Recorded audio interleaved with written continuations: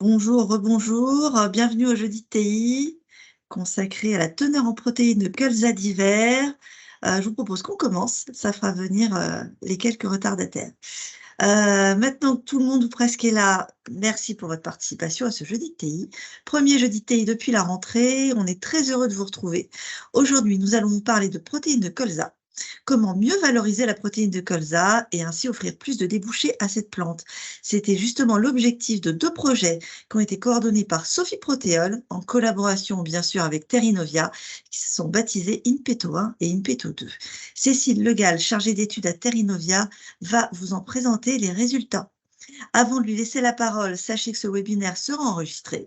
Vous pouvez donc le retrouver sur notre chaîne YouTube en replay et pendant la présentation, vous pourrez poser vos questions sur le chat en live. Nous les reprendrons une fois que Cécile aura terminé sa présentation. Eh bien, Cécile, c'est à vous. Merci. Cécile, ouais, voilà, c'est mieux. Excusez-moi. Donc, bonjour à tous. Merci beaucoup Stéphanie pour cette introduction. Donc oui, là, pendant la petite demi-heure qui va suivre, on va s'intéresser à une fraction dont on parle un petit peu moins dans le colza, qui est sa fraction protéique de la graine de colza.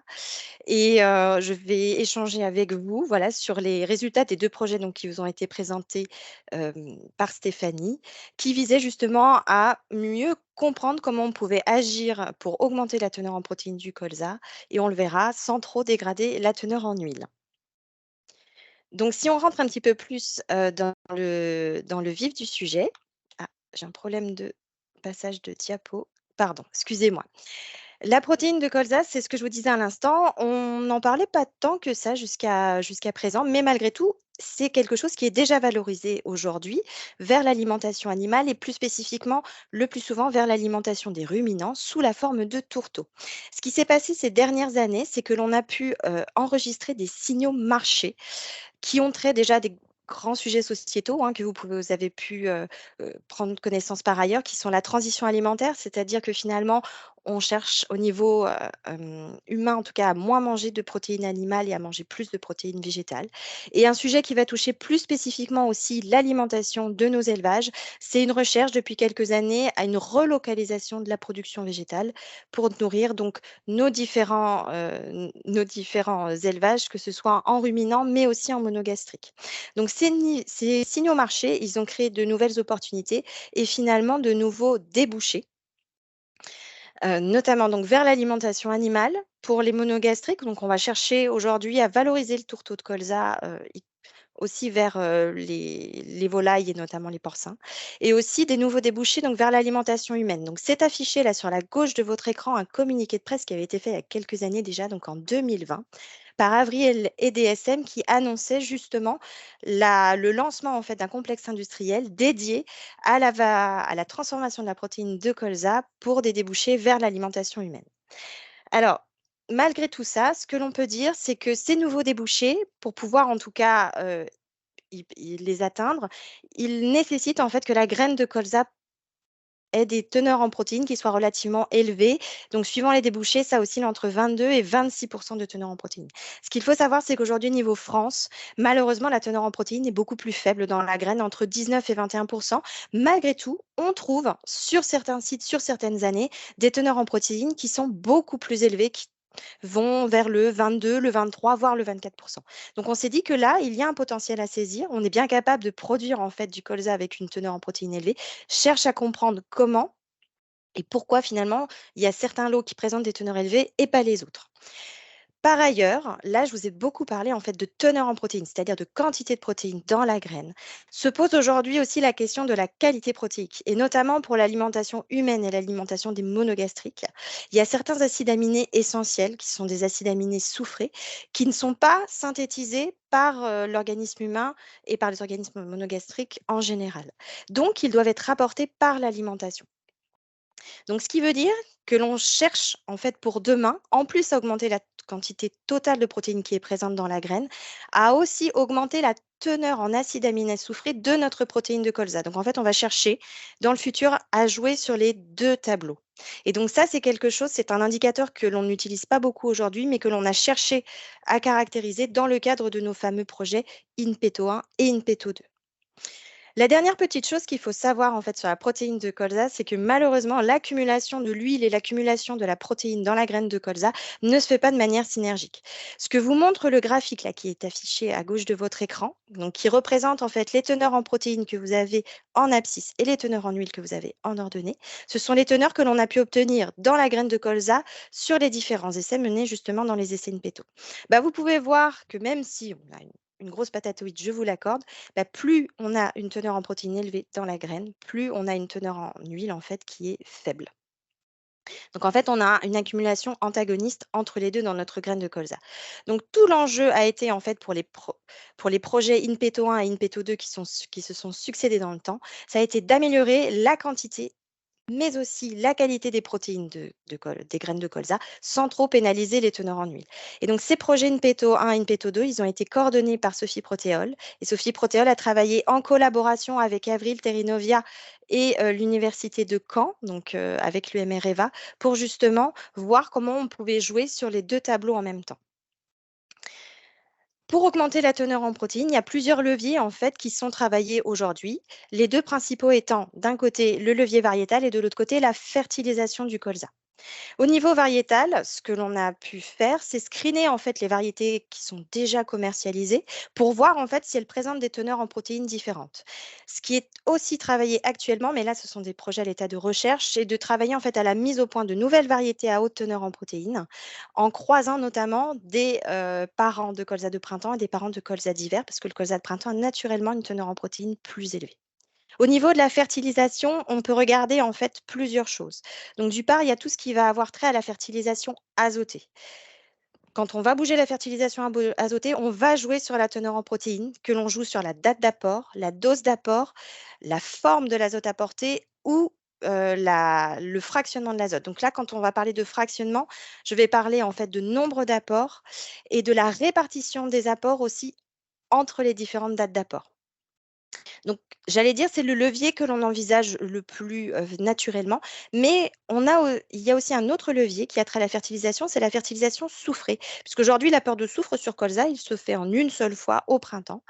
Et il y a des travaux qui avaient été menés notamment par l'Université de Caen qui montraient que quand on fractionnait l'apport de soufre, eh ben, on pouvait avoir un impact positif sur la qualité protéique. Et on y reviendra à la fin de cette présentation. Donc, si maintenant on fait le bilan de tous ces leviers que l'on a regardés justement au travers des projets InPeto 1, InPeto 2, qu'est-ce que ça donne? Eh bien, concernant le choix variétal, on s'est aperçu en fait que c'était en effet un critère qui était prioritaire. Au sein du projet InPeto, il y a une préétude qui a permis d'identifier en fait un set de 11 variétés commerciales qui présentaient une teneur en protéines plus élevée en fait que la moyenne. Donc ces 11 variétés, on les a testées sur un set de 10 essais en comparaison avec un témoin là, qui vous est encadré sur le graphique qui s'appelait DK Extend. Donc DK Extend, c'était une variété qu'on avait choisie parce qu'elle avait déjà une teneur en protéines qui n'était pas trop mauvaise. Donc là, vous sont représentés en fait en bleu les teneurs aux protéines qu'on a pu obtenir en moyenne sur ces différentes variétés et en orange les teneurs en huile. Donc ce qui est intéressant à regarder, c'est que si vous comparez par rapport à des cas externes, en fait, on a deux variétés qui présentent en fait une teneur en protéines significativement plus élevée, CES Césario, et une variété qui était encore sous inscription à l'époque que l'on a nommée RAGT2. Ces variétés elles permettent d'obtenir en moyenne un point de teneur en protéines en plus, mais sur certains essais, on a pu gagner quasiment 2 points de teneur en protéines. Juste derrière, vous avez une autre petite variété qui s'appelle ES Amadeo, qui, elle, permettait un gain de protéines moins important. Mais ce qui est intéressant, et là, on va se pencher sur la teneur en huile, les petites lignes là qui vous sont affichées en dessous, c'est que ES Amadeo, son avantage avec RAGT2 notamment, c'est qu'elles avaient une teneur en protéines un peu plus élevée que Externe, mais la teneur en huile était conservée. Au contraire, ES Cesario, malheureusement, avait une teneur en huile qui était un peu plus faible que des cas externes. Donc, j'allais dire, le compromis qui nous paraissait le plus intéressant sur le point variétal, c'était ces deux variétés, RAGT2 et Amadeo, en tant que compromis entre teneur en huile et teneur en protéines. Si l'on passe maintenant sur le levier de la fertilisation. Tout d'abord, un petit point sur la dose d'azote. On avait pu montrer au travers de différents essais Terrinovia qu'on avait fait sur les dernières années que si on ajoutait de l'azote par rapport à la dose X, donc là c'est ce qui vous est représenté en abscisse dans le graphique qui est à gauche, ben plus on ajoutait de l'azote, plus on avait tendance à augmenter la teneur en protéines et inversement, on pénalisait aussi la teneur en huile. Mais si vous regardez ce graphique, de manière un peu plus approfondie, on se rend compte qu'en fait, pour gagner 1 point de protéines, il fallait augmenter la dose de 100 kg d'azote par hectare par rapport à la dose X. Augmenter la dose de cette manière-là, c'est trop important. On sait qu'il y a des risques environnementaux qui lui sont associés, hein, que ce soit de perte d'azote vers l'air et vers l'eau, que aujourd'hui on ne peut pas accepter. Et par ailleurs, on a aussi une rentabilité économique qui serait très discutable. Donc ce levier de la dose d'azote, même si on sait qu'il fonctionne, on ne le conseillerait pas en tout cas pour jouer sur la teneur en protéines du colza. À côté de la dose d'azote, on a aussi la question de la forme de l'azote. Donc, dans le cadre des essais in petto, on avait comparé donc 3 formes d'azote. L'ammonitrate, un produit, donc l'Entec, qui est une forme d'azote associée à un inhibiteur de nitrification, et l'Utec, donc qui est une forme d'azote associée à un inhibiteur d'uréase. Eh bien, ce que l'on peut se rendre compte, c'est que quand on regarde les résultats qu'on a obtenus sur la teneur en protéines en moyenne, c'est qu'en fait, on n'a pas d'effet. La forme de l'azote a un effet neutre, en fait, sur la teneur en protéines, sur la teneur en huile et ainsi que sur le rendement. Si l'on s'intéresse maintenant au fractionnement de notre apport d'azote, là, on va se focaliser sur l'apport d'azote au printemps. Aujourd'hui, on va dire que notre fractionnement d'apport d'azote, s'il est en 3 apports, ce qui est assez classique, on va avoir des dates d'apport d'azote à D2 et E pour les deuxièmes et pour les troisièmes apports. Nous, ce qu'on s'est demandé sur Aterinovia, sur la base d'essais qu'on avait menés par le passé, c'est qu'est-ce que ça pouvait faire de retarder le deuxième, voire le troisième apport, en passant en fait d'un deuxième apport qui serait fait à F1 et d'un troisième apport qui serait fait à G1. Par ailleurs, on s'est aussi posé la question de si on change la répartition en fait, de la dose d'azote entre nos apports, est-ce que ça joue ou pas? Parce qu'aujourd'hui, on a quand même une majorité de notre dose d'azote qui est mise sur le deuxième apport. C'est ce qui vous est rappelé en fait, là, dans ce petit encadré. Et nous, ce qu'on a voulu tester, en fait, c'est de reporter une partie en fait, de cet azote sur le troisième apport, un petit peu comme ce qui est fait en blé. Et bien évidemment, on a testé aussi l'interaction entre ces deux leviers pour voir ce que ça pouvait donner sur notre protéine et sur notre huile de colza. Alors, si l'on regarde maintenant en fait l'effet de retarder le deuxième et le troisième apport par rapport à un fractionnement classique, et là, sans se préoccuper de la répartition de la dose d'azote. Là, on est à répartition classique, mais on retarde le deuxième et le troisième apport. Si on regarde l'effet sur le rendement, c'est ce que vous présente ce graphique-là qui est à gauche, on voit bien, en gros, que le rendement n'est pas impacté justement par le retard du deuxième et du troisième apport, ce qui est une bonne nouvelle. Si maintenant, on regarde l'effet conjugué du retard du deuxième et du troisième apport avec justement notre report de 40 unités sur le troisième apport, eh bien, si vous comparez les histogrammes bleus et les histogrammes oranges, donc les histogrammes bleus, c'est ce que je viens de vous présenter, donc c'est l'effet seul du retard de la date d'apport, et l'histogramme orange, eh bien, c'est la même chose, mais on reporte aussi 40 unités sur le troisième apport. Vous pouvez voir qu'à nouveau, ce report en fait de 40 unités est également sans effet sur le rendement, donc ce qui est encore une bonne nouvelle. Alors cette fois-ci, on va s'intéresser sur l'impact sur la teneur en huile et sur la teneur en protéines.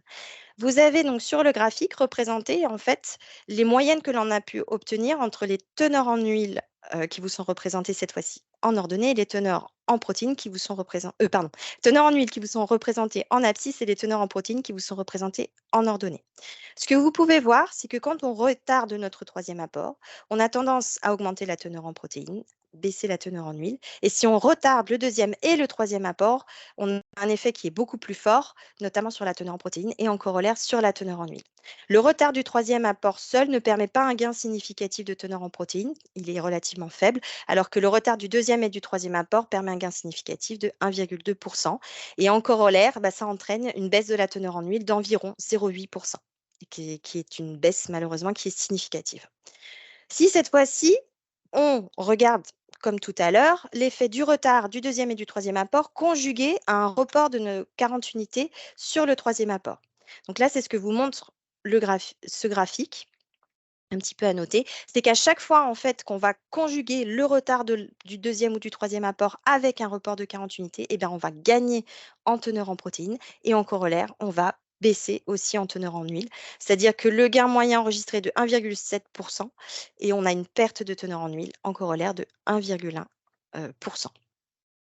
Donc là, on a parlé en fait du fractionnement des apports d'azote, mais qu'en est-il du fractionnement de l'apport de soufre dont je vous avais parlé tout à l'heure? Eh bien, si on regarde l'impact du fractionnement de l'apport de soufre sur la teneur en protéines, eh bien, vous pouvez voir qu'avec ou sans fractionnement de l'apport de soufre, hein, la comparaison des histogrammes bleus avec les histogrammes orange, eh ben, on n'a pas d'impact sur la teneur en protéines et on n'a pas non plus d'impact sur le rendement. Mais ce fractionnement de l'apport de soufre, c'est ce que je vous disais, en fait, il nous intéressait pas tant pour son impact sur la teneur en protéines, on savait que ça n'en aurait pas forcément, mais c'était plutôt pour son impact sur la qualité protéique. Donc justement, c'est le point sur lequel nous allons terminer. Donc l'impact sur la qualité protéique. Donc on l'a étudié au travers du projet et vous verrez que c'est un impact qui est un peu plus difficile à cerner. Alors pour vous en parler un petit peu plus, on va revenir déjà à ce qu'on entend par qualité protéine. Donc ce qu'il faut savoir, c'est que dans la graine de colza, il y a différents types de protéines de réserve. On a les albumines et les globulines. Et notamment, on a une globuline, un type de globuline qui s'appelle les cruciférines. Et dans les albumines, on a un type d'albumine qui s'appelle les napines. Donc là, vous voyez une petite indication qui ne va pas forcément vous parler. En fait, ce sont les masses de ces différents types de protéines. Et vous pouvez voir que d'un côté, on est à 300 kilodaltons pour les cruciférines, 14 kilodaltons pour les napines. Ce qui veut dire en fait que ce sont des protéines qui ont des poids différents. Et c'est comme ça qu'on va réussir à les identifier au travers de notre graine de colza. Et les napines, eh ben, ce sont celles qui nous intéressent parce que ce sont celles qui sont plus riches en acides aminés soufrés par rapport aux cruciférides. Et elles sont par ailleurs plus riches en lysine, qui est un autre acide aminé d'intérêt. Et sans entrer dans les détails, ce que je peux vous dire, c'est qu'aujourd'hui, pour mesurer l'impact sur la qualité protéine, on utilise un rapport, en fait. On mesure le rapport entre la quantité de napines et la quantité de cruciférine. Et ça nous permet de caractériser la richesse en acides aminés d'intérêt dans notre graine de colza. Plus le ratio est élevé, plus la qualité protéique est jugée importante. Donc, on a mesuré en fait cette qualité protéique sur les graines issues de nos différents essais qu'on avait menés dans INPETO 2. Et ce dont on s'est aperçu, c'est que d'abord, en fait, on avait un effet site d'essai, notamment, qui était très important. Donc, on a un effet géographique qui est très important, comme sur la teneur en protéines. Là, ce qui vous est montré, c'est les résultats en fait de ce ratio sur 2 essais. Un essai qui a été mené à Vierville et un autre essai qui a été mené à Beaufort. Et ce que l'on peut voir, c'est qu'en fait, vous pouvez voir que sur les ordonnées, ben, on n'a pas du tout les mêmes chiffres. C'est-à-dire qu'à Vierville, on avait de base un ratio napine sur cruciférine qui était entre 5 et 6 et 6,5, ce qui est considéré aujourd'hui comme un ratio relativement important qui nous montre que déjà la graine était riche en napine. Sur le site de Beaufort, ça tournait autour de 1 et 2, ce qui veut dire que là, on était déjà sur une teneur en napine par rapport aux cruciférines qui était moins intéressante. Et si vous comparez en fait les modalités qui sont présentées sur ces 2 graphiques. Par rapport à la fertilisation classique, on voit que retarder par exemple le deuxième et le troisième apport, ou alors le premier et le deuxième apport, ça dépendait de la dose d'azote apportée, par rapport à la fertilisation classique, et bien dans notre cas de l'essai de Vierville, on a bien, j'allais dire, un effet un petit peu plus positif de la conjugaison des deux, du retard du deuxième et du troisième apport sur la qualité protéique, mais ce n'est pas le cas sur notre essai de Beaufort. Alors que dans les 2 cas, on avait bien eu une augmentation de la teneur en protéines assez significative apportée par le retard de notre deuxième et de notre troisième apport par rapport à notre fractionnement classique. Donc, ce que ça nous a montré, c'est que finalement, malheureusement, l'augmentation de la teneur en protéines n'était pas forcément corrélée avec une amélioration de la qualité protéique. Donc, ça veut dire que là, c'est un critère sur lequel il va falloir encore davantage travailler dans l'avenir pour arriver à ce que les deux, finalement, soient améliorés en synergie. Donc, ce que l'on peut dire en conclusion, en perspective, c'est que par rapport à tout ce que l'on a pu regarder dans le cadre de ces projets, on a des leviers qui existent au niveau pratique culturel qui nous permettent d'améliorer la teneur en protéines et qui peuvent être combinés pour gagner en fait 1 à 2 de teneur en protéines. On a malheureusement un antagonisme qui demeure entre teneur en huile et teneur en protéines.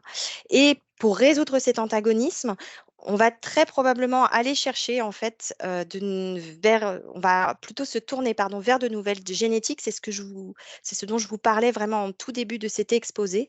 Donc ces nouvelles variétés qui vont pouvoir combiner en fait meilleure teneur en protéines et une teneur en huile qui sera soit meilleure, soit en tout cas pas dégradée par rapport aux teneurs en huile actuelles.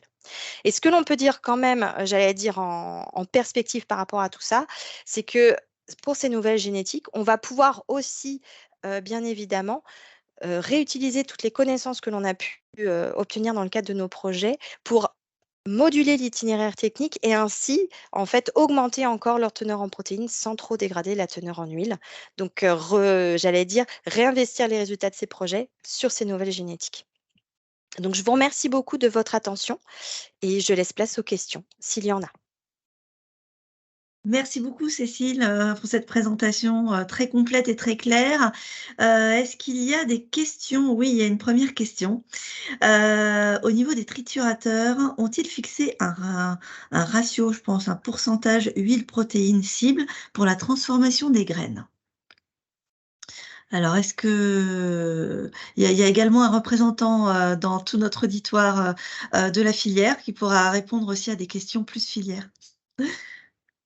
Alors, à ma connaissance, pas aujourd'hui. On est sur, en fait, aujourd'hui, les triturateurs regardent justement cette notion déjà de teneur en protéines et de qualité protéique, qu'ils n'avaient pas forcément dans leur viseur, j'allais dire, jusqu'à aujourd'hui, même si la teneur en protéines était déjà regardée pour les tourteaux.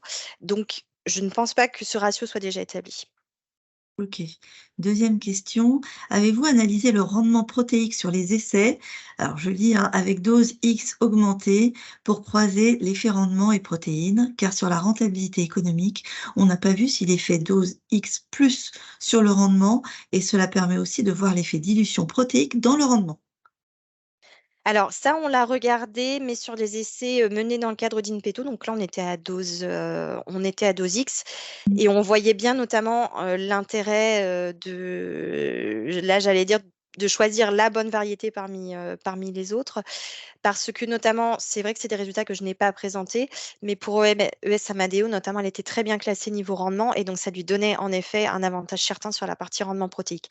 Par contre, sur la partie essai avec des doses d'azote augmentées par rapport à la dose X, je ne crois pas que cette analyse ait été faite. OK. Une autre question, dans les essais augmentation de la dose d'azote, les formes inhibées ont-elles été testées? Non, c'était uniquement dans les essais à dose X. Et vous avez parlé d'un possible effet terroir. Allez-vous creuser de ce côté pour en connaître les raisons? Alors oui, c'est quelque chose enfin, on s'en doutait, j'allais dire, mais ça a été vraiment mis en évidence, en fait, dans le cadre de ces Mmh. différents projets et notamment, sur les essais, en fait, on comparait, pardon, plusieurs variétés parce que là, on était vraiment en variété équivalente et donc ce que l'on avait pu, voir notamment, c'est qu'on avait 2 types de situations où on avait une augmentation de la teneur en protéines. Soit en fait des sites d'essai où les rendements avaient été, assez faibles et donc là, on avait eu une augmentation de la teneur en protéines par rapport aux autres sites d'essai, je pense par un effet peut-être de concentration et on avait aussi des sites d'essai à l'inverse qui avaient des très bonnes teneurs en protéines et des très bons rendements, donc des situations qui s'étaient j'allais dire des campagnes qui s'étaient déroulées comme sur des roulettes avec, souvent des conditions, on était sur sol profond avec un passif de fertilisation organique important et j'allais dire le soleil et la pluie qui est arrivée au bon moment. Et là, on avait vu que quand tout allait bien, en fait, finalement, les teneurs en protéines de base, elles étaient augmentées. Très bien, merci Cécile et j'ai encore une autre question. Avez-vous le coefficient de variation pour vos essais? Pas si vous l'avez indiqué tout à l'heure ou pas? Non, après ça va Non. dépendre de quels critères, on parle. Sur les coefficients de variation qu'on avait sur les essais, il faudrait que je regarde, sur le rendement, pardon, il faudrait que je regarde pour vous donner une réponse précise. Là, ça fait un peu trop longtemps que j'ai pas regardé ce critère-là. Et enfin, une question, qui est plus sur les débouchés. La qualité protéique est un nouveau indicateur a priori. Est-ce qu'il est néanmoins déjà pris en compte pour l'alimentation humaine ou animale? Alors, sur le colza, bah, il commence tout juste en fait à être regardé. Par contre, la qualité, j'allais dire la qualité protéine, on sait qu'elle est déjà regardée sur d'autres cultures comme le soja, avec un intérêt enfin, de Mmh. certains triturateurs sur le ratio, pardonnez-moi, lysine et méthionine. Donc ça, c'est quelque Et chose qui est déjà étudié par ailleurs. et comment on pourrait mieux le prendre en compte demain? Alors, La première des choses, en fait, pour pouvoir le prendre en compte, ça serait de pouvoir, j'allais dire, le suivre en routine. C'est-à-dire quand un lot arrive, dans une usine, pouvoir mesurer assez vite sa qualité protéique. Donc ça a été un autre, aspect, du projet, INPETO 2 notamment. C'était d'arriver à mettre, au point pardonnez-moi, une méthode de mesure, en Mmh. fait, qui soit rapide, notamment une méthode NIRS, pour pouvoir mesurer ce ratio, en fait, napine sur cruciférine, D'accord. en routine. Parfait. Encore 2 autres questions. Il y a bou Ça intéresse beaucoup ce projet aujourd'hui. Les effets de fractionnement de la fertilisation soufrée peuvent-ils être aussi liés à une meilleure valorisation de l'azote? C'est une très bonne question. C'est, quelque chose en tout cas qui nous posait question dans le cadre du projet. Là, avec le fractionnement soufré qu'on a testé, on n'a pas vu d'impact notamment sur l'absorption de l'azote. Parce que ça, c'est une variable que je vous ai pas présentée ici, mais qu'on a regardée. Mmh. Donc j'allais dire, je ne pense pas, mais après c'était peut-être pas forcément un indicateur c'est un indicateur qui est un peu variable, la biomasse et l'absorption. Mais voilà, on n'a pas vu d'effet sur cet indicateur-là. D'accord. Et enfin, pourriez-vous expliquer pourquoi le colza doit atteindre 22-26 de protéines pour être intéressant? Est-ce que la quantité donnée de tourteaux ne pourrait pas pallier le problème de teneur? Là, je suis désolée, la question dépasse mes compétences. Oui. Le 22 à 26 c'est quelque chose, nous, qui nous a été communiqué comme chiffre. J'ai pas les pourquoi du On n'a pas comment, encore les données, oui. derrière. Ouais, ouais. et Ouais, et pour la à question suivre alors. tourteau, là, je suis désolée, je suis pas assez compétente. D'accord, bon, à suivre. Parfait, je crois qu'il y a plus de questions, mais il y a eu beaucoup de questions. Merci beaucoup, pour votre participation. Ah non, non, non, il y en a encore une petite dernière. Comme le prix de l'azote augmente et dans une politique d'en réduire son usage économique, social et environnemental, est-ce un projet viable de pousser les colzas à faire de la protéine et d'utiliser donc plus d'azote? Alors c'est une bonne question. C'est pour ça que dans le cadre du projet, des projets INPETO 1 et INPETO 2, on s'est interdit de toucher à la dose. Mmh. Ce que l'on a pu montrer, c'est qu'en fait, pour une dose fixée, si l'on jouait sur les autres leviers, c'est-à-dire notamment la date d'apport, la répartition des apports entre les différentes dates, et cetera, on pouvait jouer sur la teneur en protéines sans finalement augmenter la dose d'azote. Ce qu'il faut savoir, c'est que dans les doses d'azote qu'on a testées au sein de ce projet, il y avait une très grande variabilité et donc on s'est aperçu que finalement les effets, notamment sur la partie teneur en huile et sur la partie teneur en protéines, étaient très, très robustes d'un essai à l'autre, quelle que soit la dose d'azote testée. Merci beaucoup Cécile, d'avoir répondu à toutes ces questions et cette présentation aussi complète. Je vous rappelle notre prochain rendez-vous des jeudis de TI, donc c'est le 19 octobre. Je vous remets le lien là dans le fil. Et bah, écoutez, merci, merci beaucoup. On espère qu'évidemment ce webinaire vous a intéressé, mais au vu de toutes les questions, je pense que oui. Et on vous donne rendez-vous le 19, octobre au prochain jeudi TI, pour parler cette fois implantation et tournesol. N'oubliez pas, vous pouvez aussi retrouver ce webinaire sur notre chaîne YouTube. N'hésitez pas à le liker, à le partager sur nos réseaux. À très bientôt à tous et très bon après-midi. Merci beaucoup.